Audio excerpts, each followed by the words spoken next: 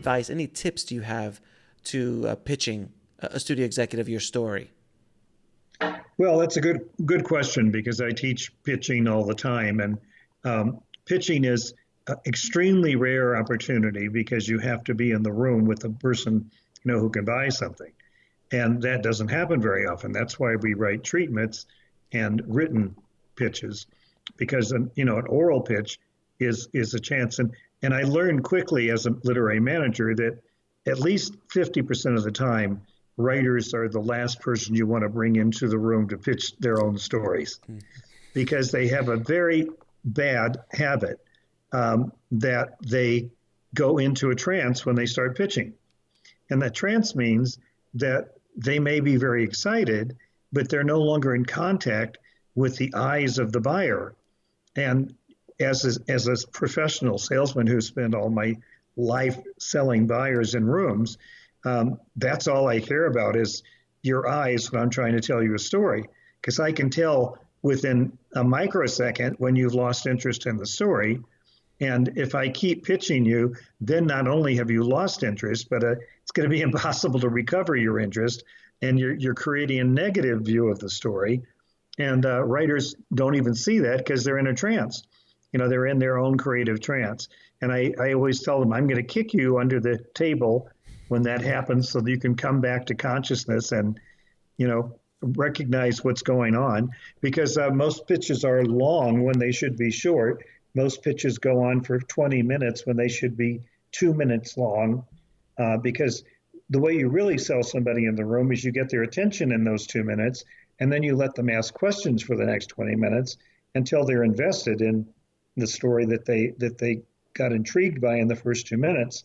So it's a real art to be pitching, and it's something that the more you think about it, the worse you're going to be. And I'll tell you one story. I know we have to wind down at some point, but I once took a writer, a brilliant novelist who's gone on to write for television, to HBO, to Michael Fuchs's office, who was the head of HBO in those days. And we had practiced his pitch at Warner, which was the financier that partnered with me to take it in there. And we went in, said hello. There was a few minutes of chit chat. And Michael says to him, let me hear the story. So this guy, despite every warning, reached into his jacket pocket and pulled out a little packet of 3x5 cards. And Fuchs said, what is that? And he said, these are just my cards, to prompt me. And he said, wait a minute, didn't you write this novel? And he said, yes. He said, how long did it take you? He said, a couple of years. He said, you worked on the story for 2 years. You wrote a novel. It became a bestseller. And you have to use cards? Get the fuck out of my office. Sorry. Get out of my office. And we left. We left the office. That was the end of that sale. And it taught me, an important thing. And every time I go to a writer's conference and talk about pitching, I tell them, when you come up here to pitch, you are not going to have paper in front of you, and you're not going to have your computer screen open. You're just going to look at me and tell me the story. And if you can't do that, you're not ready to do the pitch. So come back next year and, when you're ready, when you know your story. So pitching it's got to be from the heart. It's like telling the story. Imagine, you go to Thanksgiving, you sit down with your dreaded uncle, because every time he wants to tell a joke, he takes out some 3x5 cards so he can read the joke to you.